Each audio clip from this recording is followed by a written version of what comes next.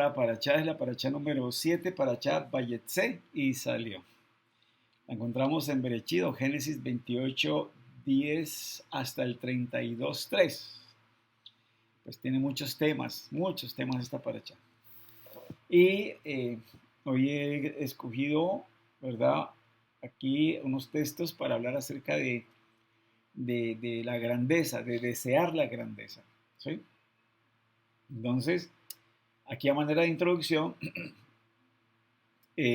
vamos a ver lo siguiente.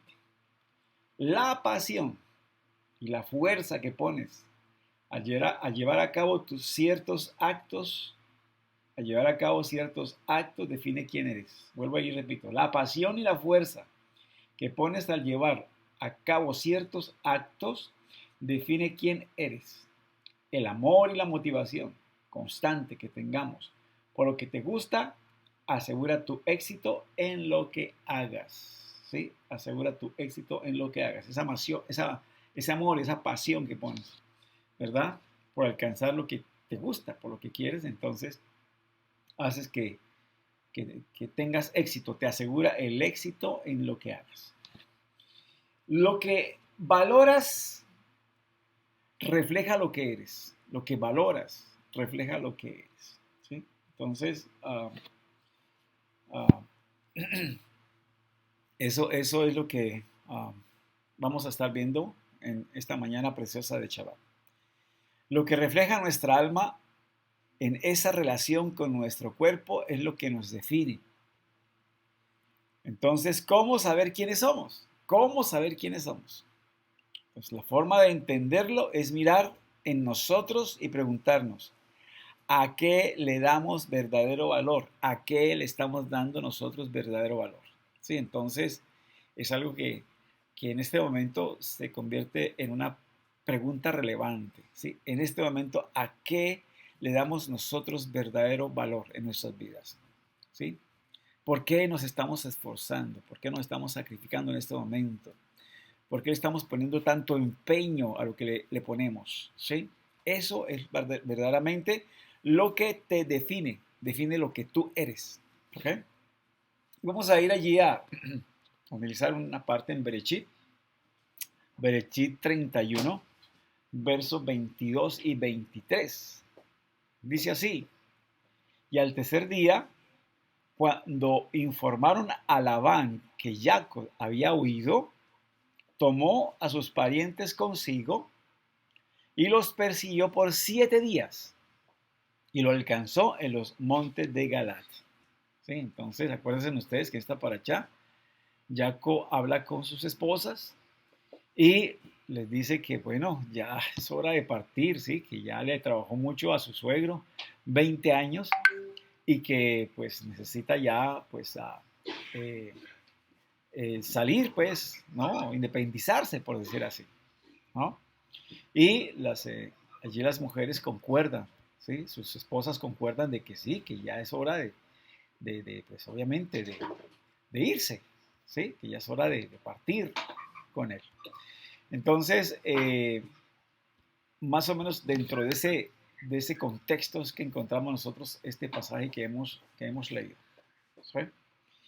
Entonces, dice allí que cuando se entera Labán, su suegro, de que él ha huido, dice allí que toma a sus parientes cercanos y todo, y se va a perseguirlo por 7 días, 7 días continuos.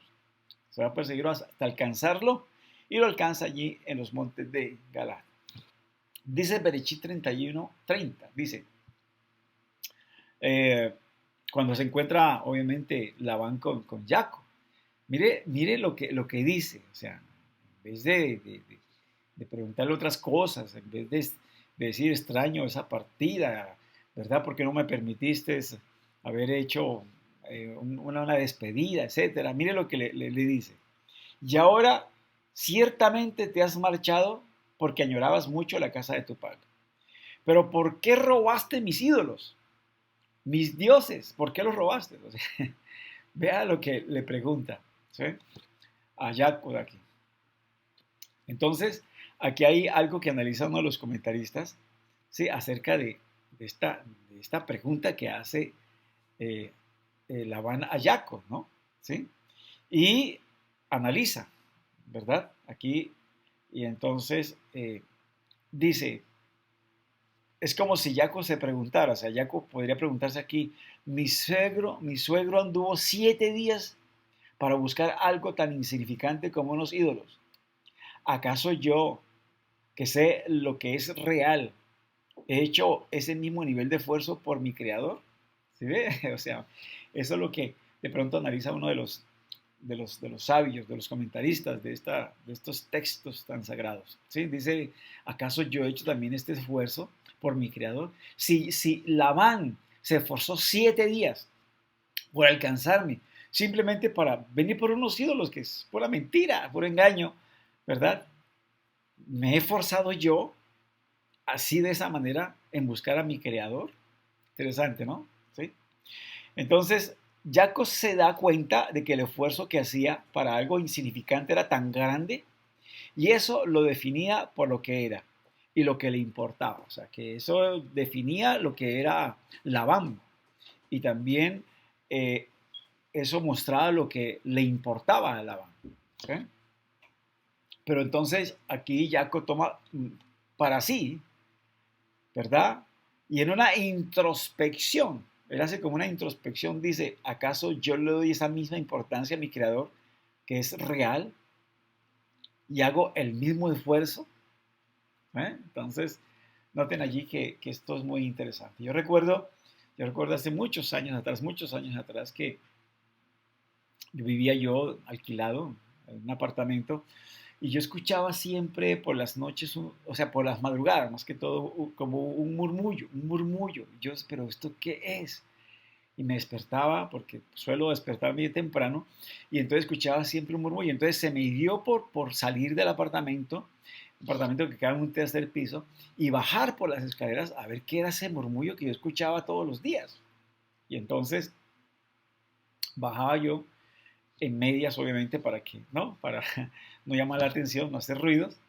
Y bajé cuando escuché yo a una pareja de ancianos que estaba en el primer piso, vivían en el primer piso, y ellos estaban rezando el rosario. Así como les digo, rezando el rosario. Entonces, uno decía una cosa, el otro contestaba, y era así, y era todos los días la misma cosa. Entonces, eso como que me llevó a mí, o sea, me llevó a cuestionarme también. ¿Sí? Y decir, vea, estos que son religiosos y que están rezando a ídolos y que madrugan, ¿verdad?, a rezar a ídolos. Caramba, ¿será que yo estoy haciendo ese mismo esfuerzo por mi creador? ¿Estoy haciendo eso mismo por el eterno que es real? ¿Sí? ¿Estoy haciendo lo mismo? Si esta gente está madrugando, se está esforzando, se está sacrificando, ¿verdad? Por rezarle a ídolos, ¿sí? Por buscar favores de ídolos, estatuas, que no hablan, que no ven, que no oyen, que no sienten, que no palpan, ¿sí?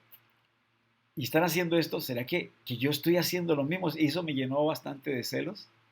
Y obviamente, pues, gracias al Eterno, pues tengo la posibilidad siempre de despertarme temprano y pues buscar temprano, de madrugada, ¿verdad?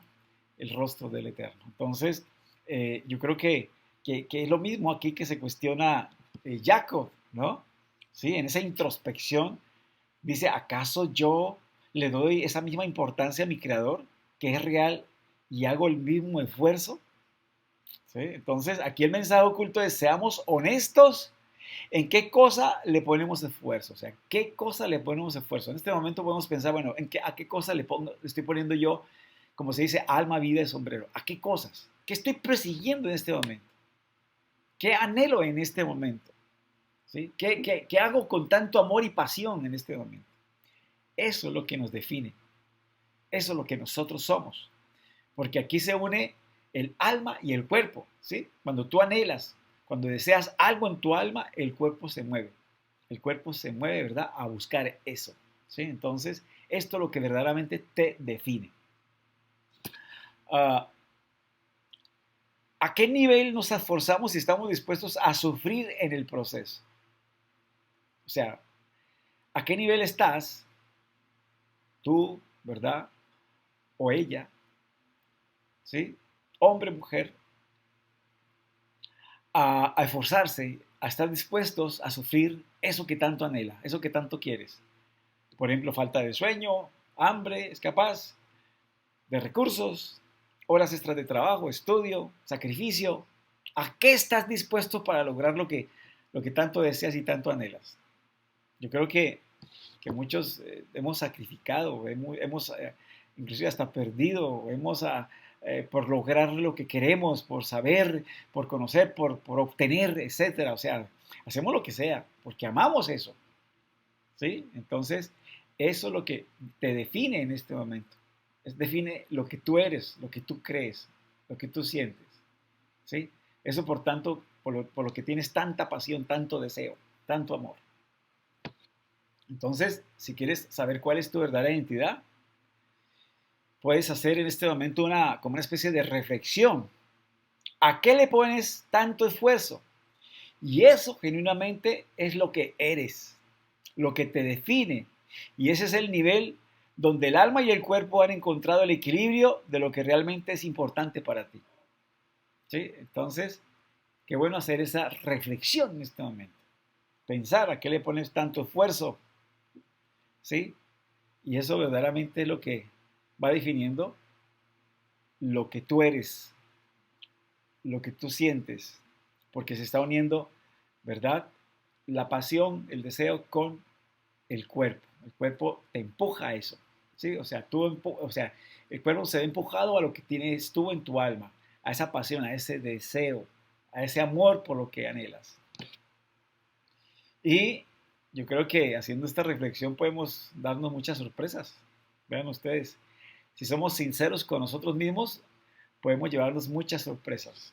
Podemos conocernos mejor, podemos entendernos mejor, ¿sí? Y saber por qué tenemos ciertas motivaciones, cierto deseo o ponemos tanta voluntad en las cosas que estamos haciendo, ¿no? Vamos entonces a ahondar un poquito más en este concepto. Nos dice la Torá en Bereshit 29:17 que Lea era de ojos delicados. Interesante esto. Lea era de ojos delicados. Pero ahí no dice que estuviera enferma de los ojos o algo así, no, era de ojos delicados. ¿Sí? Y dice allí, ¿verdad?, que Lea era de ojos delicados, pero que Rachel, su hermana, era de bella figura y hermoso semblante. ¿Mm?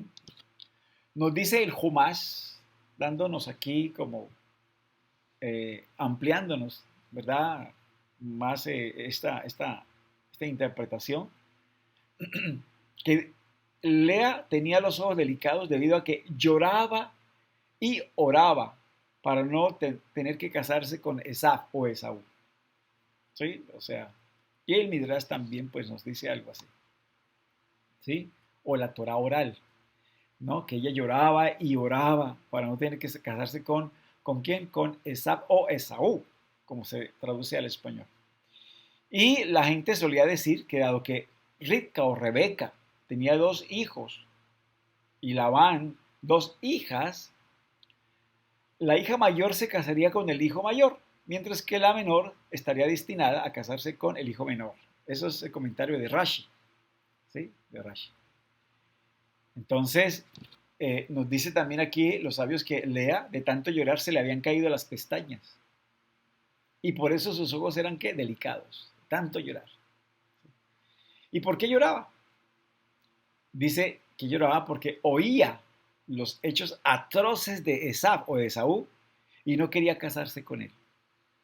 Si no quería casarse con él. Y efectivamente las plegarias de Lea anularon, por decir así, el decreto que ella debía casarse con Esaf. Y hasta le permitió, ¿verdad?, esas oraciones y ese llanto, ser la primera en casarse con Jacob o Jacob y tener más hijos con él. ¿Sí? Entonces vea ese deseo intenso que ella tenía, que manifestaba que hasta lágrimas le costaba, le costó hasta sus pestañas. Y allí el decreto fue cambiado, y ella fue la primera en casarse con Jacob o Jacob, e inclusive tener más hijos con él. ¿Okay? Bereshit 30, verso 1, dice aquí, pero viendo Rachel que ella no daba hijos a Jacob, tuvo celos de su hermana y dijo a Jacob, dame hijos o si no me muero. Interesante esto. Vea, están manifestando aquí, estas matriarcas están manifestando aquí un ferviente anhelo, un ferviente deseo por construir, obviamente, la nación de Israel, ¿sí? Por traer las tribus de Israel, ¿sí? Y aquí pues dice que ella tenía celos ¿de quién?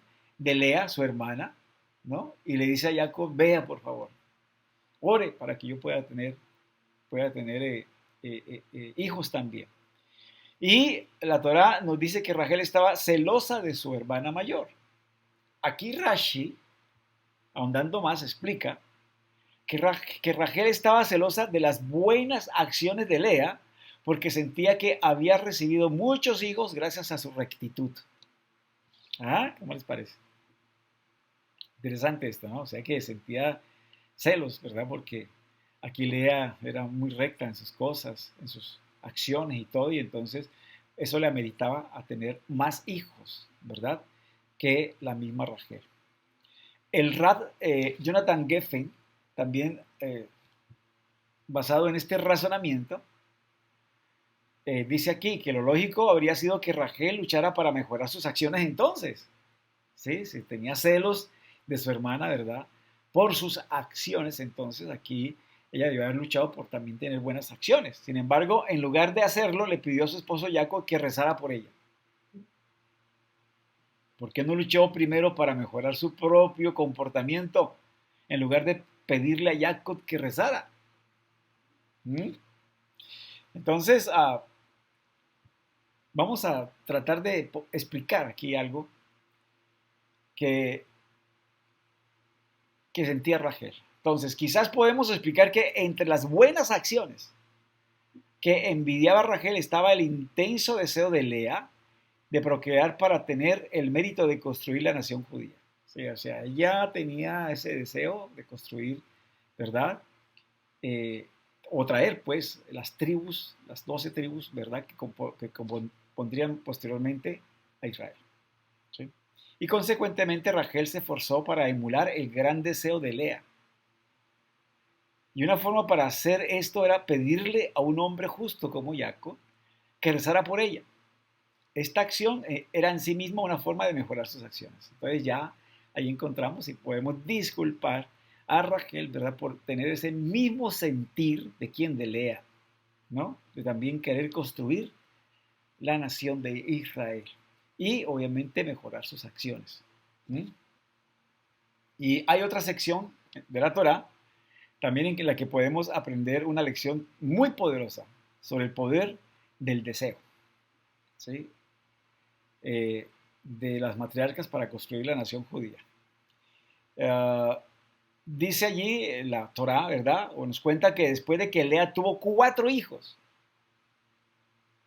dejó de dar a luz. Sin embargo, ella no interrumpió sus esfuerzos por tener más hijos. O sea, ella tenía el objetivo claro. Yo quiero darle todos los hijos a Jacob. Si es posible que pueda él tener toda la nación a través de mí. ¿Sí? Incluso estuvo ella dispuesta a darle los dudaim a su hijo, ¿verdad? Perdón, de su hijo que traía a su hermana Rachel, a cambio de otra oportunidad para tener hijos.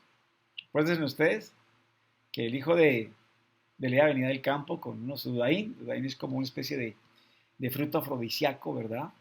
Ayudaba o estimulaba mucho para la parte íntima, ¿sí? Sexual. Y entonces no dudó en dárselo a Rachel, pero ¿a cambio de qué? A cambio del turno de esa noche de poder estar con Jacob, porque ese turno le pertenecía era más a Rachel que a Jacob, que a Lea. Entonces hizo ese trueque con su hermana, ¿sí? A través de los frutos que traía su hijo, y se quedó entonces esa noche Lea con Jacob, ¿verdad? Hablando acerca de la intimidad. Entonces, después de esto, dice que el Eterno oyó a Lea, quedó embarazada y le dio un 5.º hijo a Jacob. Y los comentaristas notan que no hay ninguna mención de que Lea haya rezado para tener más hijos. No, ella simplemente pidió el derecho de estar con su marido, ¿verdad? De esa noche. pero no dice que ella hubiera orado al Eterno, hubiera, ¿verdad?, clamado o pedido al Eterno. Entonces, ¿por qué la Torah dice, y el Eterno la oyó? Lea no dijo nada. Y la Torah no nos menciona que ella haya orado, haya rezado, ¿sí? Y aquí Rashi explica que en este sentido la palabra Vaishma se refiere a percibir, o sea, no que Dios escuchó, sino que percibió. Dios percibió que Lea deseaba y luchaba para crear más tribus y como resultado de ese deseo, Él le concedió otro hijo. ¿Mm? Entonces aquí percibió el deseo, ¿sí?, que ella tenía de luchar por tener más hijos para crear más tribus. Y como resultado de ese deseo de su alma, el Eterno le concedió otro hijo. Entonces, ¿qué aprendemos de aquí? Aprendemos que el Eterno puede responder a un intenso deseo espiritual, que es acompañado por un gran esfuerzo, incluso cuando una persona no reza por ello. ¿Ah? Entonces, vean ustedes que aún los anhelos, como decimos muchas veces, que los anhelos de tu alma, el Eterno te los conceda, es porque allá hay un intenso deseo, un intenso anhelo. Entonces, el Eterno concede conforme a eso también. Encamina de acuerdo a ese deseo intenso, a esa pasión que tienes. Y encamina, ¿verdad?, tus deseos a eso y te responde de acuerdo a esa necesidad. ¿Sí? Entonces, vuelvo y repito que eso es muy interesante. Allí aprendemos entonces que el Eterno puede responder a un intenso deseo espiritual que es acompañado por un gran esfuerzo, incluso cuando una persona no reza por ello. La persona es ayudada del cielo, ¿sí?, para recibir los anhelos de su alma. Así no hayas rezado por ellos, pero tú lo anhelas, tú lo deseas, tú lo quieres, entonces el Eterno te lo concede. Estos ejemplos demuestran la importancia de desarrollar entonces un intenso deseo por crecer en temas espirituales. O sea, aquí es importante entonces que podamos tener ese deseo de crecer en temas espirituales, ¿sí? Desarrollar ese deseo de crecer en todo lo que tiene que ver en la parte espiritual. Una persona no puede lograr nada importante en el ámbito espiritual sin este deseo. O sea, que hay que tener un deseo ferviente allí si queremos en la parte espiritual tener logros, también tener allí nosotros anhelos, deseos, metas, propósitos, ¿sí? No todo se resume a la parte material o física, ¿sí? O sea, piense eso, no todo se resume allí. La vida no es lo físico, no es lo material. Eso nos lo recalca la escritura, vea. ¿Sí? Vea que, por ejemplo, Abraham decía, era un hombre muy rico y muy poderoso, y decía, yo soy polvo y ceniza. ¿Sí? Job, ¿recuerdan ustedes también el caso de Job? ¿Sí? Cuando pierde todas sus posesiones, ¿no? Entonces, él dice, pues desnudo salí del vientre de mi madre, desnudo volveré a él. ¿Sí? O sea, no es lo de menos. Muchas veces la vida de una persona está enfocada en eso, ¿sí?, en sus pasiones, en sus deseos, en las cosas materiales. ¿Y dónde queda lo espiritual? ¿Dónde está lo espiritual? ¿Qué anhelos espirituales tienes? ¿Sí? ¿Cómo te proyectas espiritualmente de aquí a 6 meses, a un año? De aquí, ¿verdad?, a 3 años. Espiritualmente, ¿dónde quieres estar? ¿Sí? Porque de pronto las proyecciones son materiales. Las proyecciones son emocionales, pasionales. Pero, ¿y la parte espiritual qué? ¿Qué es la parte espiritual de tu vida? ¿Qué la parte espiritual, verdad? Si tienes hijos, de tus hijos. ¿Qué? La parte espiritual es la que tiene trascendencia, es la que trasciende aún este mundo. Podríamos decir es la más importante porque al fin y al cabo es lo que queda. Entonces, ¿hasta dónde queremos nosotros trascender espiritualmente? ¿O cuál es tu meta espiritual? ¿Sí? De pronto te aquejas, hay cosas, ¿verdad?, circunstancias y situaciones que te nubilan o te tienen en estado de shock. Pero pregunto, ¿dónde está la meta espiritual? ¿Qué propósito espiritual tienes? ¿Mm?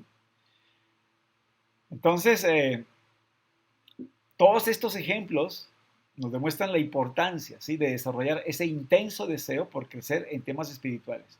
Una persona no puede lograr nada importante en el ámbito espiritual sin este deseo, ¿sí? Entonces hay que tener ese intenso deseo. Dice allí Teilín, capítulo o Teilín 10, verso 17 y el 20 del 1 al 4. Dice, oh Adonai, tú has oído el deseo de los humildes. Vea, has oído, Shma, el deseo de los humildes. ¿Cómo así? El deseo. Él oye el deseo. Ah, bueno, ahí está. Vea. Tú fortalecerás su corazón e inclinarás tu oído. ¿Ves? Entonces, por eso el Eterno también puede conceder, de acuerdo al deseo, sin necesidad a veces de la tefilá o de la oración.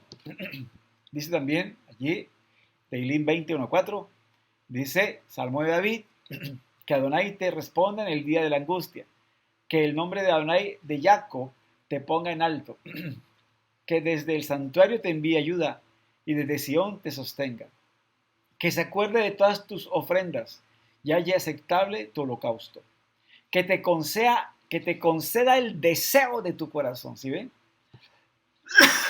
Perdón, que te conceda el deseo de tu corazón y cumpla todos tus anhelos. ¿Ah? ¿Sí ves? Entonces, cuando está ese deseo ferviente en el corazón, cuando tenemos esos anhelos, entonces el Eterno puede responder a ello sin necesidad de oración, sin necesidad de tefila. ¿Sí?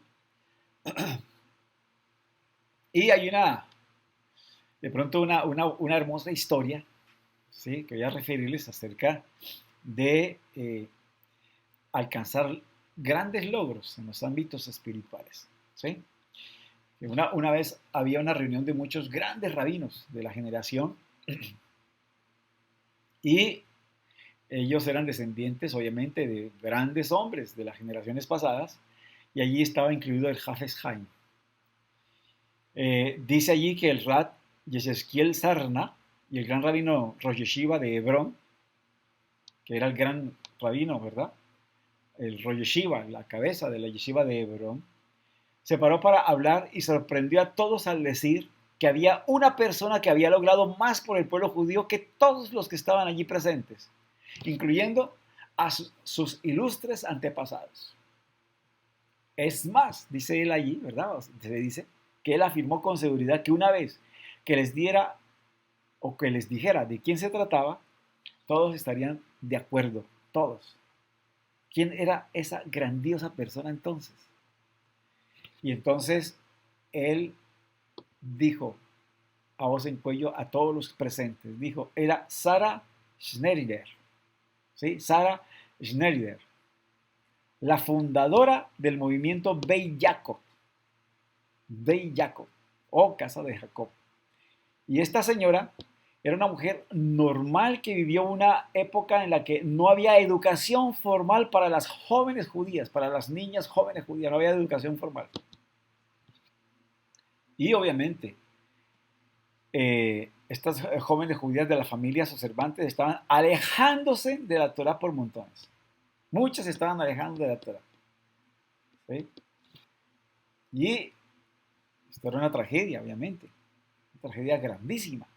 Ella se dio cuenta de todo esto. Y esto se acentuó mucho porque ella se dio cuenta de que había un hecho y era que pues faltaban mujeres idóneas para ser esposas, y muchos hombres eruditos de Torah no lograban encontrar una pareja adecuada. ¿Sí? Entonces, vean todo el problema que había aquí. Hombres llenos de Torah, pero no encontraban a mujeres, ¿verdad?, preparadas para tener un hogar de Torah, ¿sí?, o ser esposas, ¿verdad?, conforme a la Torah, para ser madres conforme a la Torah. O sea, no encontraban, no encontraban esposas adecuadas. Y no es exagerado, obviamente, pensar que el futuro del pueblo judío corría un gran peligro. Esta señora Sara Schneisner reconoció la amenaza y fundó la primera red de escuelas de Torá para mujeres, conocidas hoy como Beit Yaakov. Beit Yaakov. Y con la guía de grandes rabinos como el Hafez Haim y el Rebbe de Ger, tuvo un éxito que superó sus más descabelladas expectativas y logró asegurar el futuro de la observancia judía. Ustedes saben que es la mujer la que hace heredar el judaísmo. Y si no hay madres judías que amen la Torá, que tengan celo, ¿verdad?, por la verdad, vamos a tener hijos enfermos, hijos no definidos. Vamos a tener hijos que no van a perpetuar los valores de Torá, ¿sí? La ética del judaísmo, ¿sí? Los principios del judaísmo, no lo van a perpetuar. Entonces, por eso ella se interesó mucho en preparar a estas mujeres jóvenes judías, ¿verdad? En todo lo relacionado con Torá, con Misbot, ¿sí? Con ser buenas madres, con ser buenas esposas, ¿sí? Que pudieran ser ese respaldo para su marido, ese soporte, ¿no?, espiritual, físico, emocional, ¿verdad?, que ellos necesitaban para seguir adelante en esta tarea. Entonces ella se interesó en sacar centros de estudios, Beit Yaakov, para mujeres jóvenes judías, prepararlas para esa misión grande que es ser esposas y madres a la vez de hogares judíos, ¿sí? Entonces, cuando el Rat Sarna le reveló a la audiencia la identidad de esa salvadora del pueblo judío, todos concordaron unánimemente con su afirmación de que ella había hecho más por el pueblo judío que todos los presentes allí. Sí, claro, imagínense. ¿Sí? El judaísmo se hereda por la madre. Y si tenemos mujeres, ¿sí?, que aman a Hashem primeramente, que aman su Torah y que andan en esos principios, ¿qué creen ustedes que le van a enseñar a sus hijos? Pues eso mismo, eso mismo. Entonces ella se aseguró de que esto fuera para siempre. Y obviamente, ¿cómo tuvo el mérito de hacer algo tan grande? ¿Cómo? Vamos a ver por qué. Porque ella tuvo ese mérito de hacer algo tan grande que ha persistido hasta el día de hoy y ha trascendido fronteras. Porque esto no es en Israel únicamente, esto ha llegado a toda parte del mundo. Hay un Beit Yaakov, o sea, hay un sitio especial, ¿verdad?, sinagogal, donde allí estudian las futuras madres judías. Las jóvenes judías se preparan para ser allí esposas y madres. ¿Sí? Entonces, dice aquí, Razarna explicó que fue porque ella estaba dispuesta a llorar por las jóvenes judías que estaban alejándose de la nación judía. ¿Sí? Estaba dispuesta a llorar, o sea, estaba dispuesta a pagar el precio, ¿sí?, a llorar por amor para que estas mujeres fueran bien formadas. Tenía pasión por esto. ¿Sí? Y estaba dispuesta hasta a llorar, derramar lágrimas para que esto fuera una realidad. ¿Cuántas veces se han derramado lágrimas por cosas tan insignificantes, tan pasajeras? ¿Sí? Y realmente no hemos derramado lágrimas por lo que trasciende, por lo que es más importante que todo. Has llorado por tener esto, por tener aquello, por complacer, ¿verdad?, tus deseos, tus pasiones, tus cosas materiales. ¿Y qué de la parte espiritual? ¿Cuánto estás dispuesto a pagar el precio? ¿Cuánto estás dispuesto o dispuesta a llorar por las cosas espirituales, por las metas espirituales, por los logros espirituales, por ese llamado que el Eterno te ha hecho de cumplirlo a cabalidad, de poder llegar a terminar la carrera y decir, he cumplido, he guardado la emuná? Por lo demás, me está guardada la corona de vida que el Eterno ha prometido, pero he llevado a cabo la obra. ¿Cuántos? El dolor que sentía por la destrucción espiritual que estaba ocurriendo, ¿verdad?, y su deseo por mejorar la situación fueron la clave de su ímpetu para salvarlas. ¿Sí? Entonces ahí estaba la clave de esta mujer, ¿verdad? De Sarah Ger, perdón, de Sarah, ¿sí?, de Sarah Schneider, ¿sí? Esa era la clave. Es más, pareciera obvio que el eterno Dios oyó su intenso deseo, no su oración, sino su intenso deseo de mejorar la situación y le dio mucha siata dismaya, que es ayuda celestial en todos sus esfuerzos. ¿Sí? Entonces, claro, era algo que había que hacer o hacer y recibió, ¿verdad?, ayuda celestial para llevar a cabo sus deseos. Entonces, una persona puede vivir su vida hasta cierto punto en una especie de piloto automático y muchas veces se lleva la vida así, ¿no? ¿Sí? O sea, es un piloto automático. Si nos levantamos, nos arreglamos, al trabajo, cumplimos la obligación, llegamos a la casa, cansados, comemos, descansamos, dormimos y así, y dele, todos los días así, todos los días así. ¿Y qué la parte espiritual? ¿Y qué la parte espiritual? ¿Horas? Claro que sí, yo oro todos los días, oro así. Ayunas, seguramente ayudan, sí. Pero ¿hasta dónde quieres trascender en la parte espiritual? Ahí es donde yo quiero remarcar. ¿Qué quieres hacer en la parte espiritual? ¿Cómo quiere que te recuerden cuando allí podamos yacer, ¿verdad? En una tumba. ¿Qué quieres allí de epitafio? Que diga en ese mármol allí, que diga, ¿qué quieres que diga ahí? Que fue una persona que, ¿qué? ¿Ah? Que alcanzó, ¿verdad? Hizo grandes logros, que ayudó a la comunidad, ¿verdad?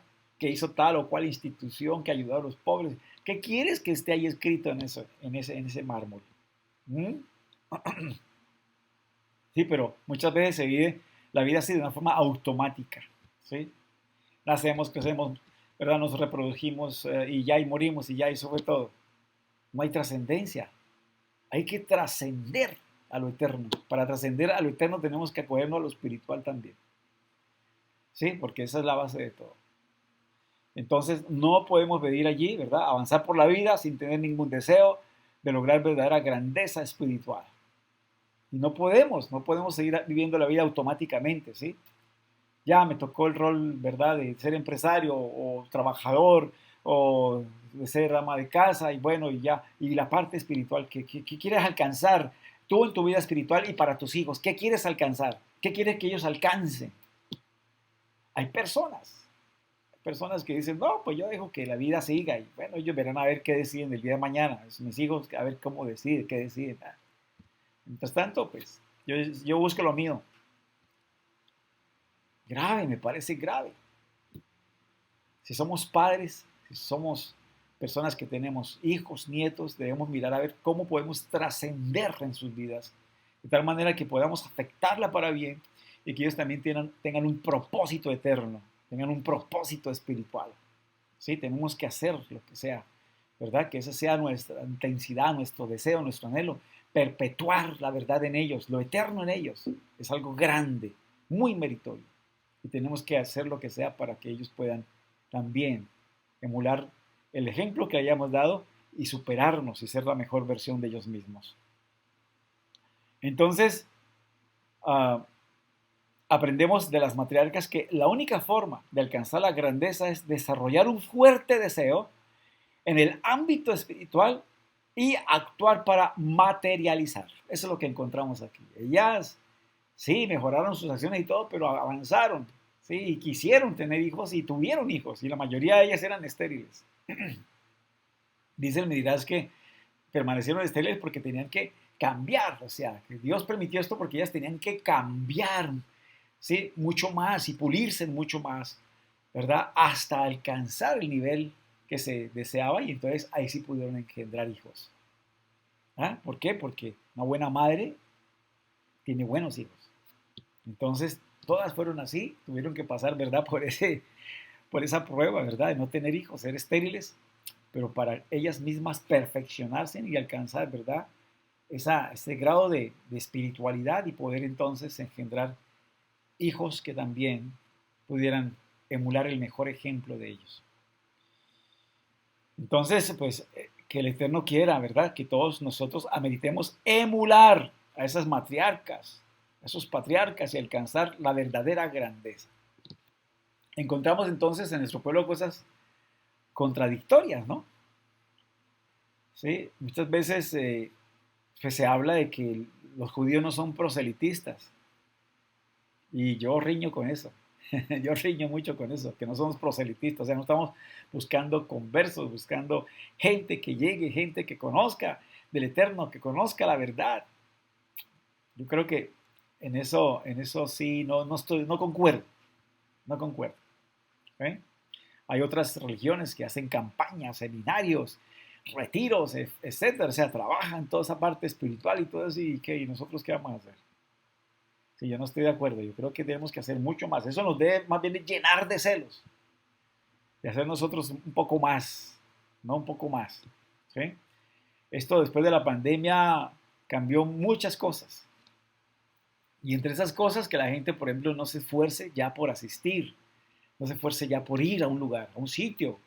¿Sí? El judaísmo se ve en comunidad y no cada uno en la comodidad de la casa, recibiendo o bien el video, o recibiendo bien el mensaje, ¿verdad? Audible, o de pronto, ¿sí?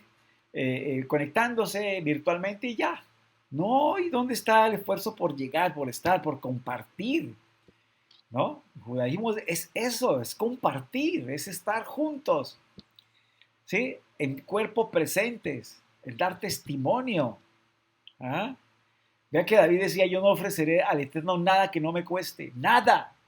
Allí se le iba a regalar a él el altar, los animales y todo. Dijo, no, no, yo lo compro, porque no le ofreceré al Eterno nada que no me cueste. O sea, vea la pasión y el amor que tenía David, el rey David, ¿sí? Por las cosas del Eterno. Digo, no, yo no voy a ofrecer nada que no me cueste, no, yo tengo que comprar esto de mi propio bolsillo y ofrecerlo a Hashem. Pero ya todos cómodos, ¿verdad? Entonces, es para que nos cuestionemos, ¿sí? Y volvamos otra vez a esos principios, porque son principios, ¿sí?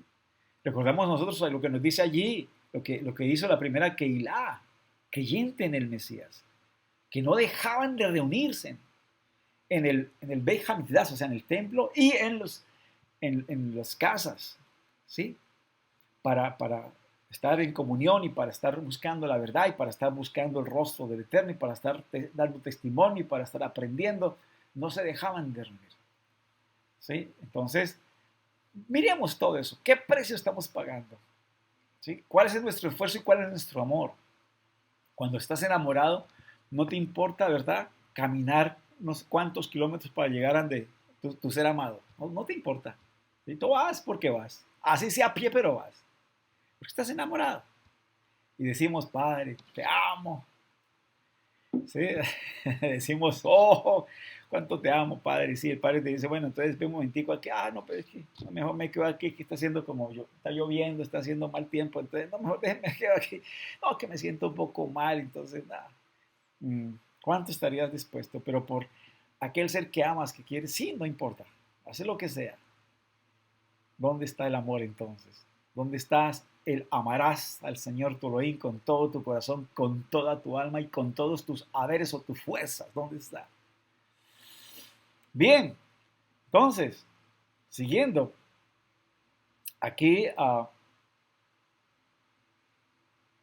les decía que se dice que no somos proselitistas. Sin embargo, aprendemos que Abraham fue un gran proselitista.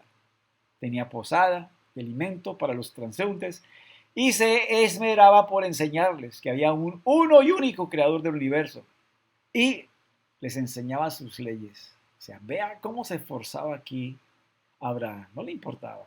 Él invitaba a las personas que iban pasando por allí que entraran, que comieran, que se pusieran cómodos y les enseñaba, les hablaba, ¿sí? Acerca del Creador. ¿Sí? Entonces, si esto lo hizo Abraham vino, nuestro padre Abraham, ¿qué podemos esperar? Nosotros tenemos que emular, tenemos que hacer eso mismo. ¿Eh? Entonces, no podemos ignorar que hay oscuridad en el mundo, que nos rodea y nosotros tenemos que ser en medio de esa oscuridad, esa luz que alumbra con la emet, con la verdad. Y para ello tenemos que tener, vea, digan conmigo, pasión por las almas. ¿Sí? Debemos tener pasión por las almas. Tenemos que, caramba, mirar la forma de testificar, de hablar, de hacer algo por las almas. ¿Sí? mirar la necesidad de la gente y tratar de suplir. Si una persona enferma, bueno, orar por esa persona que está enferma, ungirla, tomarla, ¿verdad? Ponerle las manos y orar al Eterno para que esa persona reciba restauración, interceder. ¿Cuántas cosas no tenemos que orar e interceder? ¿Sí? ¿Cuántas personas no están ahí esperando una palabra de aliento de verdad que las libere, que las restaure? ¿Sí? ¿Cuánta gente no se pone a hablar cháchara por horas y nada espiritual, nada, en absoluto nada espiritual? ¿Cuántas parejas se sientan a la mesa y hablan de todo menos de lo espiritual? ¿Ah? Entonces, eso es para cuestionarnos, ¿sí? Para cuestionarnos qué estamos haciendo para trascender espiritualmente y para lograr la eternidad en los demás. Eh, Nosotros tenemos que ir obviamente a nuestro Santo Maestro. ¿Sí? Vemos en la obra de nuestro Santo Maestro cómo con pasión se entregó a hacer el bien. Y dice allí la Escritura, a librar a todos los oprimidos por el Satán, porque el Eterno estaba con él. Así está escrito en el libro de los Actos de los Apóstoles o Hechos de los Apóstoles 10:38. Dice, y vosotros sabéis cómo el Eterno ungió a Yeshua de Nazaret con el Ruach HaKodesh y con poder, el cual anduvo haciendo bien y sanando a todos los oprimidos por el diablo, porque Elohim estaba con él. Entonces aprovechó todo el tiempo. Y por eso cuantos tenían plagas caían sobre él. Y gente enferma y todo eso llegaba a él. ¿Y qué hacía él? Deshacer las obras del enemigo. Traer la sanidad, la liberación a la gente. Traer la restauración a la gente. Que esa misma pasión y deseo intenso tengamos para enseñar la Torá y ayudar a las ovejas perdidas de la casa de Israel a volver a casa, a volver a su legado ancestral. Yeshua dijo, ahí en Yohanan 20:21, y esto sí es de gran dimensión y permita al Eterno que podamos entender esa dimensión. Dice, como me envió el Padre, así también yo os envío. Vea esa dimensión tan tremenda. Como me envió el Padre, así también yo que os envío. Esas palabras tienen una dimensión tremenda. Se está diciendo aquí que podemos hacer lo que Yeshua ha hecho. Porque Yeshua nos dijo que nos enviaba así con esa misma autoridad y respaldo que el Eterno le dio a él cuando estuvo presente aquí en la tierra. ¿Sí? Que el Eterno nos ayude a meternos en esa dimensión espiritual, en esa estatura espiritual, que podamos hacer esas obras de Yeshua y aún mayores, porque dice allí, y aún mayores harán porque yo voy al Padre. Entonces, que nos ayude a entrar y a comprender esa dimensión y a luchar por esa dimensión. Yeshua también dijo ahí en Matillahu o Mateo 6:33, dijo, buscad primeramente el reino del Eterno y su justicia, y todas estas cosas que os serán añadidas. Pero antes de eso, dice el verso 32, dice, por tanto no os preocupéis diciendo qué comeremos o qué beberemos o qué vestiremos, porque estas cosas buscan los gentiles. Sí, muchas veces las personas están más interesadas en el tener que en el ser, están más interesadas en las cosas materiales, y ahora que llega, ¿verdad?, esta temporada y llega el espíritu de esta temporada, y entonces las personas se preocupan más, bueno, ¿qué voy a estrenar? 24, 31, el 6 de enero, lo que sea, sí, entonces está pensando es en eso. Es la época más cara, es la época donde la gente se deja arrastrar por ese espíritu, ¿verdad? Y no solamente arrastrar, sino poseer de ese espíritu, y entonces va empujada, ¿verdad?, a tener que comprar, tener que consumir, a tener que estrenar. No, para nada. ¿Sí? No, no, no. Aquí dijo Jesús algo muy interesante. Dijo, buscad primeramente el reino y su justicia. Y todas estas cosas, cosas materiales, lo que vas a comer, lo que vas a vestir, ¿verdad?, lo que vas a beber, todo lo material te lo doy. Te lo doy por ñapa, por vendaje. Que deseemos esa grandeza. Recordemos Lo que tú le pones tanto interés, tanto amor, tanta pasión, es lo que te define en este momento. Es lo que tú eres en este momento. Y qué bueno es que podamos nosotros entender que hay que poner gran pasión, gran amor, también por lo que es espiritual, ¿sí? Por lo que trasciende, por lo que es verdaderamente lo más importante después de esta vida. Que el Eterno nos ayude, que el Eterno nos guíe y que el Eterno nos dé siempre esta buena voluntad para buscarle con todo nuestro corazón, con toda nuestra alma y que nos enseñe cada día a amarle más. Para todos, Shabbat Shalom.